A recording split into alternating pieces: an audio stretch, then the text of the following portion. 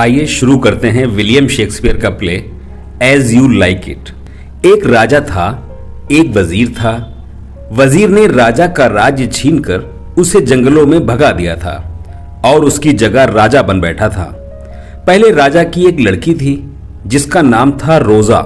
वजीर की भी एक बेटी थी जिसका नाम था शीलिया। रोजा और शीलिया में सगी बहनों से भी ज्यादा प्यार था। वे बचपन से ही एक साथ रहती थीं, एक साथ उठती थीं और एक साथ बैठती थीं। जिस वक्त इन दोनों के पिताओं में गहरी दुश्मनी ठन गई और पहला राजा अपने संगी साथियों को लेकर जंगल की तरफ भाग निकलने की तैयारी कर रहा था, उस वक्त भी ये दोनों सहेलियां एक दूसरे के गले लगकर प्रेम के आंसू बहा रही थीं। शीलिया कह रही थी, तो रोजा, आज तू मुझे छोड़कर हमेशा के लिए मुझसे दूर चली जाएगी? रोजा कह रही थी, हाँ सखी, मैं आखिरी बार तुमसे विदा मांगने आई हूं। शीलिया बोली, इतनी बेदर्द हो तुम रोजा, मुझे पता ना था। बचपन का वो प्यार, वो स्नेह की बातें और गुड्डे गुड़ियों का वो ब्याह, क्या ये सब कुछ पल भर में तू भूल गई? रोजा बोली, मेरी प्यारी शीलिया, विदा के वक्त इतने कठोर व्यंग मुझ पर ना कसो। तुम्हारा वियोग ही क्या मेरे प्रति कम दुखदाई है जो तुम ऐसे वचन कहकर मेरी आत्मा को दुखी कर रही हो? भला तुम जैसी सहेली को छोड़कर जाने को किसका जी करेगा? मगर जाऊं नहीं तो करूं क्या? शीलिया बोली, तुम हमेशा मेरे साथ रहो, मैं तुम्हें अपनी जान से भी ज्यादा प्यार करूंगी और ऐसी जगह छुपा कर रखूंगी जहां कोई तुम्हें देख नहीं सके। रोजा शीलिया का एक चुंबन लेते हुए बोली, इस जुदाई के वक्त शीलिया, सच तुम कितनी प्यारी लग रही हो। जी तो यही चाहता है कि तुम्हारे गले लिपटकर पूरी जिंदगी आंसू बहाती रहूं, तुम्हें छोड़कर कभी न जाऊं। मगर किस्मत का लिखा कौन मिटा सकता है? अब तो मुझे जाना ही पड़ेगा सखी। विदाई का नाम सुनकर शीलिया की आंखों में आंसू भर आए और उसने भर्राते हुए कंठ से सिर्फ इतना ही कहा, रोजा, मैं तुम्हें नहीं जाने दूंगी। और सचमुच शीलिया ने उसे जाने भी न दिया। राजा भी दोनों सखियों के स्नेह को भली भांति जानता था, इसलिए उसने भी रोजा को साथ ले जाने की जिद नहीं की और अपने संगी साथियों को लेकर जंगलों की तरफ चल दिया। दोनों सहेलियां इस प्यार से रहने लगीं जैसे कि उनके पिताओं में दुश्मनी की कोई घटना घटी ही ना हो। एक दिन राजधानी में अधकचरी उम्र का एक बांका नौजवान आया और उसे दरबार के नामी पहलवानों के दंगल के प्रति अखाड़े में ललकारा। उसकी बड़ी बड़ी आंखें, भोला भाला चेहरा और कमल से कोमल शरीर को देखकर किसी को यह गुमान भी न होता था कि उसने कभी तलवार की मुठ भी पकड़ी होगी। फिर भी वो खूंखार पहलवानों के सामने मुस्कुराता हुआ खड़ा था। 2 पल बाद ही उन बेरहम पहलवानों की तलवारों तले उसकी क्या रफ्तार होगी, इसकी कल्पना करके ही सब लोग मन ही मन लड़के की जवानी पर तरस खा रहे थे। रोजा के जी में रह रहकर आने लगा कि वो लपक कर लड़के के हाथ से तलवार छीन ले और उसे कहे कि उसका ये यौवन कौड़ियों के मोल लुटाने के लिए नहीं है। वो अब भी दंगल खेलने से बाज आ जाए, मगर लोक लाज के कारण वो ऐसा न कर सकी। उसने पास बैठी शीलिया के कान में कहा, शीलिया, ईश्वर के लिए इसे मना करो कि ये दंगल ना खेले। उसे हाथ में तलवार पकड़े देखकर न जाने मेरा मन क्यों घबराने लगा है। शीलिया समझ गई कि उसकी भोली भाली रोजा अनजाने ही उस परदेसी को अपना दिल दे बैठी है। सखी के निमित्त अब तो उस लड़के के प्राण बचाने ही होंगे। ये सोचकर शीलिया ने बड़ी सहानुभूति के साथ लड़के की मर्दानगी की प्रशंसा की और उससे अनुरोध किया कि वो दंगल खेलने का हठ छोड़ दे। इसके जवाब में युवक ने गहरी सांस भरकर कहा, राजकुमारी, इन प्राणों से मोह करके मैं क्या करूंगा? इस संसार में अब ना कोई मेरा अपना है और ना ही कोई पराया। फिर भी इस दुनिया में किसके लिए जीवित रहूं? रोजा के दिल ने कहा, मेरे लिए। मगर उसके दिल की ये आवाज उसके कानों तक न पहुंच सकी। उधर दंगल की तैयारियां शुरू हो चुकी थीं। मियानों से तलवारें निकलकर आसमान में चमकने लगी थीं। उनकी झंझनाहट से सारा अखाड़ा गूंज उठा था और विरोधियों की तनिक सी कामयाबी पर वो सिकुड़ जाता था। अचानक अखाड़े में एक बिजली सी चमकी और युवक की तलवार ने लपक कर विरोधी के 2 टुकड़े कर दिए। उसके मुलायम हाथों की ये करामात देखकर देखने वाले दंग रह गए और वे युवक की जय जयकार के नारे लगाने लगे। खुद मंत्री ने युवक की पीठ थपथपाकर पूछा, बहादुर तुम कौन हो और कहाँ के रहने वाले हो? वो कौन खुशकिस्मत बाप है जिसने तुम्हारे जैसे बहादुर बेटे को जन्म दिया है? सच पूछो तो रोजा के दिल की बात मंत्री ने पूछ डाली। लड़के की जीत से सारी आवाम में अगर सबसे ज्यादा कोई खुश था तो वो थी रोजा। युवक का परिचय जानने के लिए उसका मन व्याकुल हो रहा था, इसलिए वो युवक के एक एक शब्द को बड़े ध्यान से सुनने लगी। लड़का कह रहा था, महाराज मेरा नाम ओरलैंडो है और मेरे पिता रोलैंड किसी वक्त किसी राज्य के प्रतिष्ठित दरबारी थे। मंत्री ने चौंक कर पूछा, क्या वही रोलैंड जो पहले राजा के बहुत ही नजदीकी दोस्त हुआ करते थे? लड़का ओरलैंडो ने सिर हिलाकर कहा, हाँ महाराज।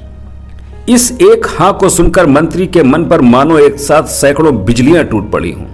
उसने लड़के को घूरते हुए कहा, बस ओरलैंडो, इससे ज्यादा तुम्हारा परिचय पाने की मुझे जरूरत नहीं। अपने दुश्मन के बेटे को एक क्षण भी मैं जीता नहीं देख सकता, मगर तुम्हारी बहादुरी और जवानी पर तरस खाकर मैं तुम्हें इजाजत देता हूं कि तुम इसी पल मेरे राज्य की हद से बाहर चले जाओ। लड़के की बहादुरी को देखकर रोजा जितनी खुश हुई थी, मंत्री के गुस्से को देखकर उतना ही दुखी हो गई। ये जानकर कि वो युवक उसी के बाप का गहरा दोस्त और पुराने दरबारी का बेटा है, रोजा के दिल को बड़ा सहारा मिला था। वो उसे अपना समझ बैठी थी और एकांत में उससे मिलकर अपने मन की हजारों बातें कहना चाहती थी। मगर जिस मंत्री ने रोजा से उसके पिता को छीना था, अब उसी ने उस लड़के को भी उससे छीन लिया। सखी की इस निराशा ने शीलिया को भी निराश बना दिया। वो उसी समय उस लड़के को क्षमा दान देने की प्रार्थना करने अपने पिता के पास गई तो मंत्री ने एक ऐसी बात उसे कह दी जिसे सुनने के लिए शीलिया कभी तैयार न थी। मंत्री ने कहा, बेटी, मैंने सिर्फ तुम्हारे हट के कारण अपने दुश्मन की बेटी को भी अब तक अपने राजमहल में रहने दिया, मगर अब तक वो एक क्षण भी यहाँ ना रहने पाएगी। उसे कह दो कि आज शाम को सूरज डूबने से पहले मेरे राज्य की हद से बाहर हो जाए। शीलिया ने धीमे लहजे में कहा, और अगर मैं ही उसे जाने ना दूं तो? मंत्री कड़क कर बोला, तो तुम भी उसी के साथ मेरे राज्य से बाहर निकल जाओ। मंत्री ने गुस्से में आकर ये इजाजत दे तो दी, लेकिन शायद उसे यह पता ना था कि उसकी लड़की उसे उसके राज्य और सारे सुखों को लात मार सकती है, मगर रोजा को कभी नहीं छोड़ सकती। बाप की इजाजत सुनकर शीलिया को अब कुछ और सोचने की जरूरत ना थी। उधर शाम के वक्त आसमान में सूरज इस जमीन को विदा दे रहा था, उधर ये दोनों सहेलियां राजमहल और राजधानी को विदा दे रही थीं। राजकुमारी के वेश में उनका ये बीहड़ रास्तों से गुजरना खतरे से खाली नहीं था, इसलिए रोजा ने लंबी होने की वजह से पुरुष का वेश धारण किया और शीलिया ने एक ग्वालिन का। दोनों भाई और बहन बनकर राजधानी से दूर जंगल की तरफ चल पड़े। रोजा ने अपना नाम गैनीमीड और शीलिया ने एलिना रखा। जिन्होंने कभी महलों से बाहर पैर तक नहीं रखा था, वही राजकुमारियां आज दर दर की खाक छानती हुई, भूख प्यास के दुखों को झेलती हुई जंगल की ओर बढ़ गई थीं। ना उन्हें पता था कि वो कहां से आ रही हैं और ना ही उन्हें यह पता था कि वो किस रास्ते को जा रही हैं। उन्होंने केवल इतना सुन रखा था कि पहले वाले राजा अर्थात रोजा के पिता आर्डन नामक जंगल में किसी स्थान पर अपने संगी साथियों के साथ रहते हैं और शिकारियों का सा जीवन बिताते हैं, मगर जंगल का वो कोना कहाँ है इसका उन्हें कुछ पता नहीं था। आखिर में भटकते भटकते एक दिन वो दोनों नगर से दूर जंगल की हद के पास जा पहुंची। वहां उन्होंने क्या देखा कि एक गड़रिया जंगल में भेड़ें चराकर शाम के वक्त घर को लौट रहा है। ये दोनों थकी मांदी और भूखी प्यासी तो थी ही। गैनीमेड ने आगे बढ़कर उस गड़रिये से कहा, क्यों भाई, यहाँ कहीं रात बिताने को स्थान मिल जाएगा? गड़रिये ने उन्हें किसी काफी दूर गांव का बटोही समझकर उनका आदर सत्कार किया और रात को रहने का स्थान दिया। महलों में रहते हुए शायद छाछ और बाजरे की रोटी का नाम सुनते ही कोमल राजकुमारियों के पेट में शूल उठने लगते, मगर राह की थकन और भूख प्यास के कारण आज ये खाना भी उन्हें अमृत से मीठा और मक्खन से मुलायम लग रहा था। रात को उन दोनों ने सोचा कि साथियों की खोज करते हुए पता नहीं उन्हें किन कठिनाइयों का सामना करना पड़े, इसलिए सही यही है कि कुछ दिन इसी गड़रिये की कुटिया में रहकर गांव की बोली, गांव की चाल ढाल और वहां के रीति रिवाज सीख लिए जाएं, ताकि इस वेश में उन्हें कोई पहचान ना सके। ये भी हो सकता है कि यहाँ रहते रहते राजा के निवास स्थान को भी कुछ पता पा सकें। ये सोचकर उन्होंने गड़रिये को काफी इनाम दिया और उसी के मेहमान बनकर उसके घर में रहने लग गए। वहां रोजा को यह देखकर बड़ी हैरत हुई कि जगह जगह जंगल में पेड़ों पर उसका नाम कुरेदा हुआ है। चट्टानों पर किसी ने उसका नाम ले लेकर बिरह के गाने लिखे हुए हैं। उसे शक हुआ कि हो ना हो ऑरलैंडो ने ही ये लिखे हैं और वो भी यहीं कहीं इसी जंगल में होगा। एक दिन उन्हीं चट्टानों के आसपास पागलों की तरह रोजा रोजा पुकारता हुआ ऑरलैंडो उसे दिखाई दे गया। अपने प्यार में उसकी ये हालत देखकर गैनीमेड के जी में आया कि वो अभी जाकर उसे बता दे कि उसके प्यार में पागल हुए तुम इस प्रकार जंगलों में भटक रहे हो, वो तुम्हारे ही सामने खड़ी है। मगर अपने आप को प्रकट करने का अभी सही वक्त नहीं आया था, इसलिए वो बड़ी मुश्किल से अपने दिल की व्याकुलता को रोक सकी और आदमी के वेश में ही उसके सामने जाकर कहा, इस घने जंगल में किसे सुनाकर तुम रोजा रोजा चिल्ला रहे हो? कहाँ है वो रोजा? ऑरलैंडो ने सिर से पैर तक गैनीमेड को देखा और मन ही मन सोचने लगा कि जैसे इस मनुष्य को पहले भी मैंने कहीं देखा है, मगर वो ये कल्पना भी न कर सका कि वो उसी की प्रेसी रोजा है। उसने अपने मन पर हाथ रखकर कहा, रोजा मेरे दिल में रहती है। गैनीमेड ने सिर झुकाकर कहा, तो तुम ही हो जो पेड़ों और चट्टानों पर रोजा के विरह में गीत और गजलें कुरेदा करते हो। अगर तुम चाहो तो रोजा से मिलने का मैं तुम्हें एक तरीका बता सकती हूँ। ऑरलैंडो ने कहा, जल्दी बताओ, मैं अपनी रोजा को कैसे देख सकता हूँ? गैनीमेड ने कहा, तुम हर दिन इसी कुटिया में मेरे पास आया करो। हम दोनों प्रेमी और प्रेमिकाओं का खेल खेला करेंगे। तुम या तो राजकुमार ऑरलैंडो ही हो, मैं तुम्हारी रोजा बन जाया करूंगा। तुम मुझे रोजा समझकर उसी तरह मुझसे प्यार की बातें कहा करना जैसे तुम रोजा को कहना चाहते हो। मैं भी अपने आप को रोजा मानकर उसी की तरह मीठी मीठी बातें करके तुम्हारा दिल बहलाया करूंगा। हो सकता है कि कभी असली रोजा भी तुम्हें मिल जाए। उस वक्त तो ऑरलैंडो को इस बात का कोई खास मतलब समझ में नहीं आया, मगर उसे ऐसा लगा जैसे अब वो गैनीमेड के बिना नहीं रह सकता। वो हर दिन उससे मिलने उसी कुटिया में आने लगा और उसे मेरी रोजा कहकर अपना जी बहलाने लगा। उसे क्या पता था कि उसके मन की रानी सचमुच उसी की आंखों के आगे बैठी रहती है, मगर वो उसे पहचान नहीं पाता। एक दिन जब वो रोजा से मिलने के लिए आ रहा था तो दूर से उसे दिखाई दिया कि कोई व्यक्ति पेड़ की छाया में गाढ़ी नींद में सोया है और एक शेरनी झाड़ी में से निकलकर बिल्ली की तरह दबे पैर उसकी ओर चली जा रही है। ऑरलैंडो ने ध्यान से देखा तो उसे पता चला कि यह उसी का सगा भाई ओलिवर था, जिसने उसे जीते जी घर में जलाकर पिता की सारी संपत्ति पर अधिकार करने का षड्यंत्र रचा था। जब वो इनसे भी बच निकला तो इसी भाई ने उसे खूंखार पहलवानों से दंगल लड़ने का मशवरा देकर ये सोचा कि उनके हाथों वो जरूर मारा जाएगा और उसे अपनी मनमानी करने का मौका मिल जाएगा। भाई के ये सब अत्याचार एक बार ऑरलैंडो की आंखों के सामने घूम गए, किंतु अधिक सोचने विचारने का वक्त नहीं था। ऑरलैंडो तलवार निकालकर शेरनी पर झपट पड़ा और आन की आन में उसके शरीर के 2 टुकड़े कर दिए। मरती हुई शेरनी एक बार पूरे जोर से दहाड़ती और ओलिवर के पास जाकर धड़ाम से गिर पड़ी। वो हड़बड़ाकर नींद से जागा और उसने अपने सामने जो नजारा देखा तो उससे उसकी आंखें डबडबा आईं। वो अपने अपराध के लिए माफी मांगने के लिए ऑरलैंडो के पैरों में गिर पड़ा। ऑरलैंडो का शरीर काफी घायल हो चुका था, इसलिए वो अब गैनीमेड से मिलने के लिए उसकी कुटिया तक नहीं जा सका। उसने अपने भाई ओलिवर के हाथ खबर भेजकर गैनीमेड को अपने पास बुला भेजा। उस वक्त गैनीमेड और एलिना ऑरलैंडो की प्रतीक्षा में बैठे थे। एलिना के रूप सौंदर्य को देखकर ओलिवर उस पर फिदा हो गया और बदले में एलिना की आंखों में भी अपने प्रेम की झलक पाई। गैनीमेड को साथ लेकर वो जल्द ही ऑरलैंडो के पास पहुंचा और उसे एलिना से अपने प्रेम की सारी घटना कह सुनाई।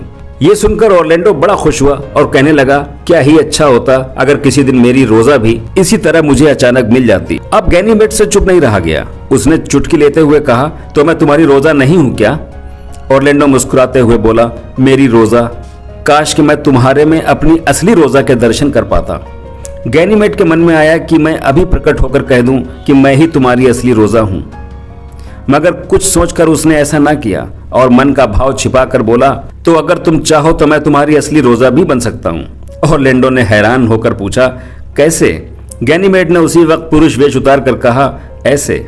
इस तरह अचानक ही अपनी रोजा को सामने खड़ा देखकर पहले तो ऑरलैंडो को यकीन ना आया कि वो सच देख रहा है या सपना। उधर ओलिवर के मुंह से शीलिया ने जब यह सुना कि महाराज का ठिकाना भी यहाँ से थोड़ी ही दूरी पर है तो वो उसके साथ जल्दी से गई और महाराज को लेकर उस जगह पर पहुंची जहां रोजा तथा ऑरलैंडो खड़े थे। महाराज की दाढ़ी बढ़ आई थी और उन्होंने सिर पर लंबे लंबे बाल रखे हुए थे। इस रूप में भी रोजा ने उन्हें पहचान लिया और उसकी गर्दन से लिपट गई।